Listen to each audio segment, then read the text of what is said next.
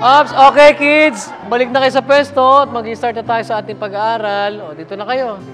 Bilis. Kuya Eric, ano po ba ang pag-aaralan natin ngayon? Nako, mahalaga ang pag-aaralan natin ngayon, lalo na at buwan ng Marso. Bakit po? Dahil ngayon ay ipinagdiriwang ang Fire Prevention Month. Oo nga po, no? Lagi po natin itong pinag-aaralan pag ganitong buwan po. Oo, at natutuhan natin na mahalaga na mayroon tayong kaalaman tungkol sa sunog para maiwasan natin yung mga masamang pangyayari sa paraan na pagsunod sa mga paalala sa atin. Di ba sa Biblia, pinapaiwas sa atin yung mga bagay na masama?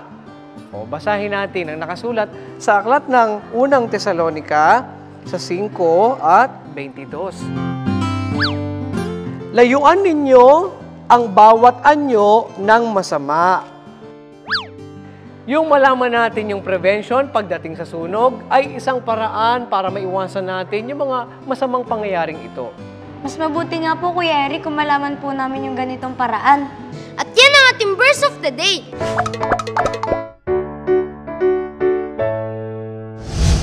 Kuya Eric, ano po ang mga activities sa celebration ng Fire Prevention Month sa taong ito?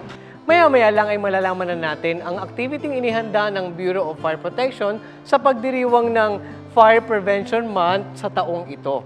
At yan ay sa pagbabalik ng KNC Show!